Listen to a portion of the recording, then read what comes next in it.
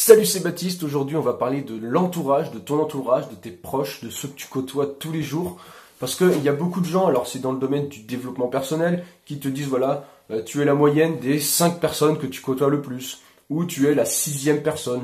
En fait, ce qu'ils veulent dire, c'est que tu ressembles plus ou moins à ceux que tu côtoies le plus souvent. C'est-à-dire, voilà, souvent ils prennent l'exemple, parce que c'est des entrepreneurs qui t'incitent à être entrepreneur, ils disent voilà, si vous êtes 5 personnes qui sont salariés autour de vous, bah, ça va être très dur de lancer votre business.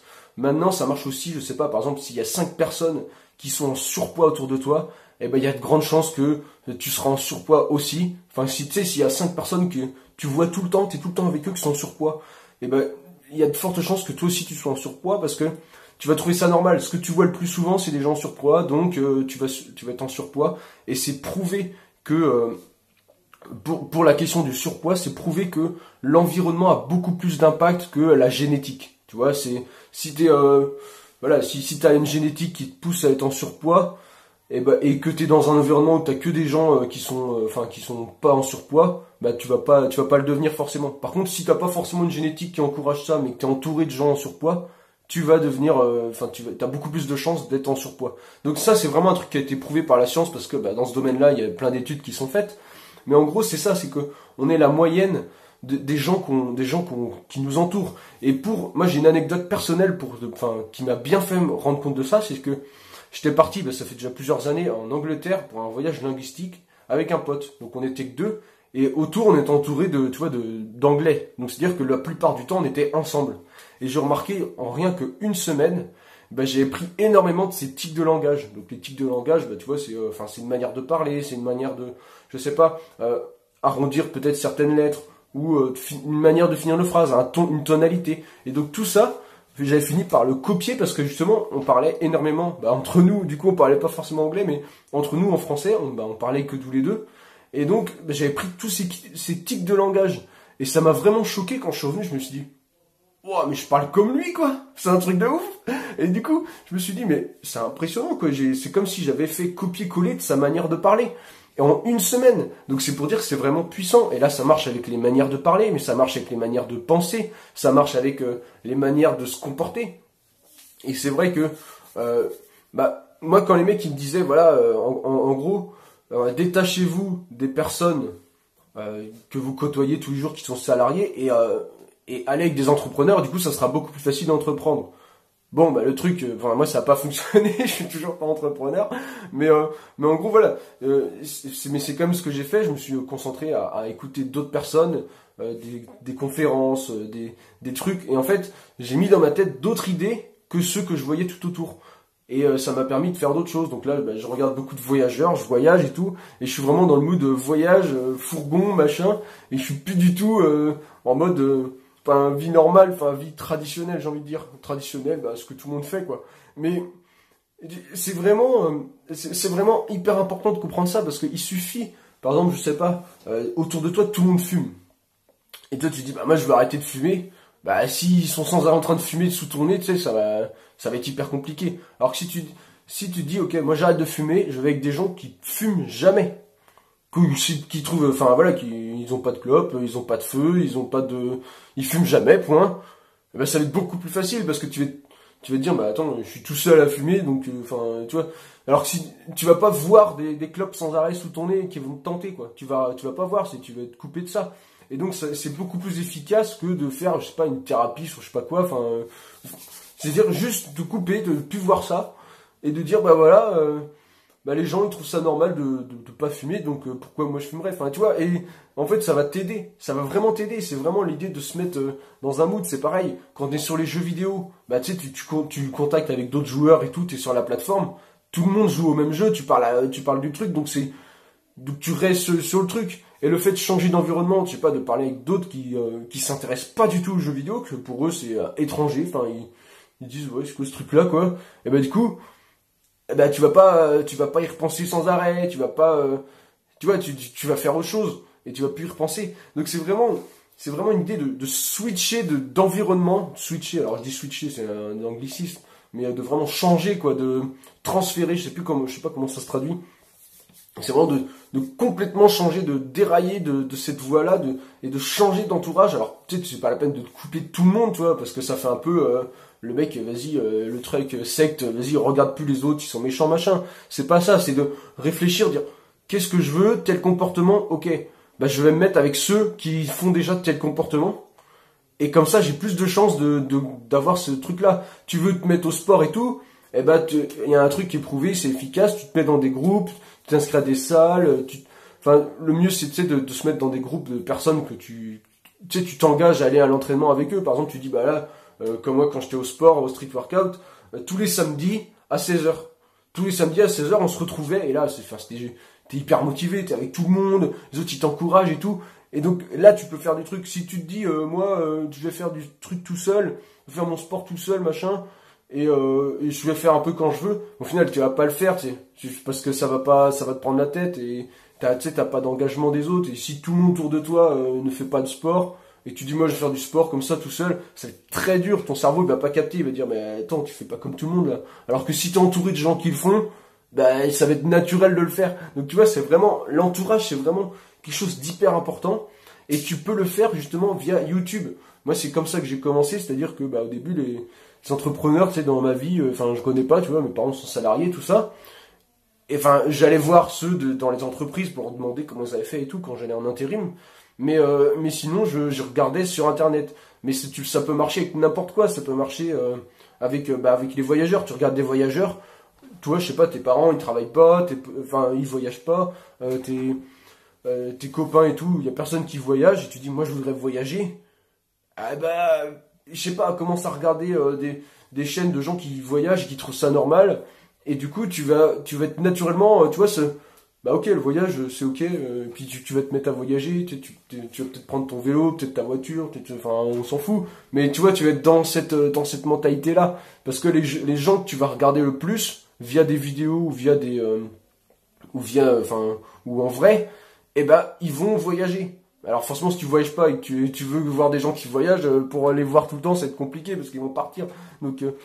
Mais en vidéo, il y a un moyen de le faire. C'est un peu pour ça que je partage des vidéos de voyage. C'est pour si quelqu'un veut s'inspirer de ça pour se mettre dans le bon environnement, bah tu sais, il peut regarder et puis ça l'aide quoi. Mais après faut le faire, tu vois. Après faut se lancer. Si t'as vraiment envie de voyager, après faut te lancer. Je compte sur toi. Si t'as vraiment envie, lance-toi, prends, je sais pas quoi, n'importe quoi, ton vélo et une toile de tente. Il y a un mec apparemment qui a fait ça. Le copain d'un cousin, là, il a pris un vélo, sa toile de tente et tout, et il va jusqu'en Australie en vélo. Donc il traverse tous les pays d'Afrique et tout. Et à un moment, il va prendre le bateau, forcément, et il veut faire le tour de l'Australie en vélo. C'est trop stylé. Mais le mec, enfin voilà, il traverse plein de pays d'Afrique et tout. Et enfin, c'est un truc de ouf, quoi. Mais je veux dire, je sais pas s'il fait des vidéos, ce mec-là. Mais tu vois, tu suis des gens comme ça qui font des trucs qui t'inspirent. Et ben, tu vas être dans un mood, tu vois, tu vas être dans, enfin, un mood, j'utilise encore un mot, je sais même pas trop ce que ça veut dire. Tu vas être dans une sorte de motivation. Alors, le mot est pas terrible, mais, une sorte d'entraînement, tu vois, je crois que c'est un mood, c'est une sorte d'entraînement, tu vois, dans le sens, d'accompagnement. T'es accompagné avec les gens, et puis, bah, comme tout le monde pense de cette manière-là, bah toi, ça t'aide à garder cette manière-là. Et ça marche pour le bien comme pour le mal. C'est-à-dire que si tu fais pas gaffe, tu te mets avec des gens qui sont en surpoids, bah, ou si tu fais gaffe, tu te mets avec des gens qui font du sport, et bah tu vois, le résultat va être complètement différent. Et ça, c'est hyper important à comprendre, c'est l'environnement, c'est hyper important, ça change tout. Moi, depuis que je suis parti, tu vois, avant, tu vois, j'étais là, j'habitais ici. Et en gros, bah, j'allais au travail et je voyais que des gens, bah, des salariés, tout ça, tout le temps en train de se plaindre, tout le temps, enfin pas tous, mais elle a une grande majorité. Alors ils sont tout le temps en train de se plaindre, tout le temps en train de dire vivement le week-end. Ça c'est une phrase que je supporte pas, ça me met hors de moi, vivement le week-end. Et quoi, vivement le week-end? Mais si t'es pas content, tu vas maintenant au week-end, qu'est-ce que tu te forces à être là? Donc, vivement le week-end, des trucs, machin, il a fait ceci, de se plaindre tout le temps, enfin, un environnement, tu sais, je me dis, mais moi je veux pas ressembler à ça. C'est même quand j'ai vu, j'étais en TP, tu vois, et tu vois les mecs, 40, 50 ans, ils ont dos cassé, ils parlent, enfin des machos de base, enfin pas tous, mais la plupart, ils sont là, ils font des blagues de cul à longueur de journée, tu vois bien, ils fument, tu vois bien, un mec il m'a dit, moi quand j'étais gosse, ça me dégoûtait la cigarette et maintenant je fume. Pourquoi? Bah, parce que tout le monde autour de lui fumait et tout. Et donc, en fait, finalement, tu as les comportements de ceux que tu côtoies. Et je me suis dit, attends, si je reste dans le TP, je reste dans cet environnement-là, dans ces équipes de gens bah, machos, qui font des blagues de cul, qui ont le bide, qui fument. Si je reste comme ça veut dire que dans 20 ans, à rester avec eux, je vais obligatoirement être comme ça. C'est la logique des choses. C'est-à-dire que si je suis entouré de gens comme ça, je vais devenir comme ça. Et moi, j'ai dit, oh, mais c'est hors de question. C'est hors de question que je devienne comme ça. T'imagines? Là, moi, en plus, j'étais en mode, tu sais, muscu et tout. Je comptais beaucoup, enfin, à ce moment-là, ça me comptait beaucoup l'apparence et tout, les muscles et tout. Et je voyais des mecs avec leur bide en train de fumer et de parler, de se plaindre sur, je sais pas, Johnny Hallyday. J'étais en train de critiquer Johnny Hallyday. J'étais là, ouais, comment il disait? C'est juste un interprète. Il fait, enfin, tu sais, en gros, lui, ouais, on fait tout un plat avec sa mort et tout. C'est juste, tu vois, il fait juste des chansons, tout ça, alors que, sous-entendu, bah nous, tu vois, nous, on en chie et tout. On est sur les machines, on est sur les trucs. Donc nous, on en chie, on devrait être bien payé. Et lui, il chante et, mais putain, mais si t'as qu'à chanter enfin, fais comme lui déjà. Le jour où t'arriveras à réunir des millions de personnes autour de ta musique, même si t'es juste interprète, bah demande à quelqu'un et toi tu chantes. Et au lieu de te plaindre sur lui, mais va chanter à sa place, va voir ce que c'est. Et, enfin, je veux dire, c'est hallucinant. Et les gens, tu vois, ils sont là, ils critiquent. Et ça, je pense que les critiques et tout, ça, c'est dans tous les métiers. Enfin, je veux dire, tous les salariés, plus ou moins, ou tous ceux qui sont, tu vois, dans ce genre-là, ils critiquent systématiquement les autres. Enfin, c'est insupportable. Et ils sont là, et moi je me suis dit, mais je veux surtout pas ressembler à ça. Je veux pas être un macho, je veux pas avoir un gros bide, je veux pas fumer, ce genre de questions. Et je me suis dit, bah, si je reste dans ce boulot-là, bah, je vais ressembler à ça. Donc c'est pour ça que je me suis barré. Maintenant, le TP, j'en veux plus, quoi. Non merci, terminé. C'est même pas la peine. Et c'est pour ça peut-être que je supporte plus le boulot, c'est que à chaque fois, tu vas dans les entreprises, tu vas dans des trucs, et tu côtoies des gens et tu dis mais faut pas que je les côtoie trop longtemps parce que je vais leur ressembler. Et j'ai pas envie de leur ressembler, ils sont là. Enfin, c'est un truc, c'est hallucinant. Moi, j'ai pas envie de ressembler à ces gens-là. Donc j'y vais le moins possible, le minimum. Parce que ils ont des maladies, ils ont tu sais, des problèmes de dos. Tu sais, enfin, quand tu portes des cartons et tout, ou des caisses, et ben, tu sais, il y a un moment, bah, tu fais tout le temps les mêmes gestes, donc tu as des tendinites, des machins comme ça. Et est-ce que j'ai envie de ça? Mais non, bien sûr que non, que j'ai pas envie de ça. Donc moi, je côtoie des voyageurs via YouTube, j'ai rencontré en vrai parfois.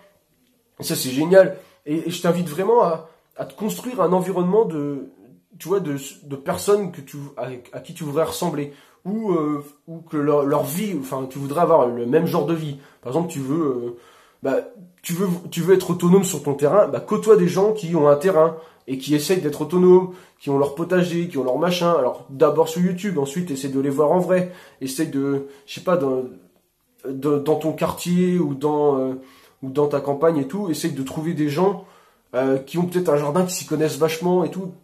De rencontrer ces gens-là, d'essayer de le voir le plus possible et de voir moins les gens bah, qui, je sais pas, qui sont pas du tout concernés par ça, qui s'en foutent complètement de l'autonomie. Bah, tu les vois de temps en temps pour, je sais pas si c'est ta famille ou tes potes ou machin, mais un tout petit peu, et tu vois un maximum ceux qui tendent vers l'autonomie. Et du coup, bah, naturellement, comme tu vas le voir plus souvent ceux qui sont vers l'autonomie, bah, tu vas te comporter comme eux. Tu vas te mettre à planter, tu vas peut-être rechercher ton terrain, tu vas peut-être... Voilà, c'est vraiment cette idée-là de côtoyer les personnes à qui tu veux ressembler ou qui ont une vie que tu voudrais avoir, ou que tu voudrais, enfin, qui t'inspirent. Et de côtoyer un maximum ces gens-là pour justement, pour devenir ces gens-là, avoir cette vie-là. C'est hyper important. Donc c'est ça que je voudrais partager avec toi aujourd'hui. Bah, j'espère que ça pourra t'aider, j'espère que ça pourra t'inspirer. À la limite, si tu as quelques noms de personnes à qui tu voudrais ressembler, je sais pas, que tu as vu sur YouTube ou en vrai ou n'importe quoi, enfin donne pas les noms de famille, hein, si c'est des gens en vrai et tout, mais tu peux les mettre dans les commentaires et du coup ça va être écrit, ou tu les mets, je sais pas, sur un papier chez toi et tu dis moi je voudrais, je sais pas, ressembler à telle personne, telle personne, telle personne. Et en fait, le fait de l'avoir marqué, en fait ça va rentrer dans le cerveau, tu vas dire ouais, je veux ressembler plus à cette personne-là. Et moi je l'ai fait, bah, je l'ai même pas marqué, d'ailleurs je vais le faire, tu vois, je vais le marquer, je vais pas le rendre public parce que c'est des personnes privées, mais il y a des gens vraiment qui m'inspirent, que j'ai envie de ressembler dans leur caractère, et des caractères que j'aimerais bien avoir, Et le fait, je vais les marquer, tiens d'ailleurs tout à l'heure, mais du coup, le fait de marquer, de dire, moi je veux ressembler à ces personnages, je veux avoir le même caractère que ces personnes-là, et bah ça va inspirer à devenir comme ça, et ça va constituer ton entourage. Faut écouter ces personnes-là, faut essayer de passer le plus de temps, et c'est vraiment ça le message que je veux passer. Passe plus de temps avec les personnes à qui tu veux ressembler. On se dit à très bientôt pour une prochaine vidéo. En attendant, amuse-toi bien. Salut!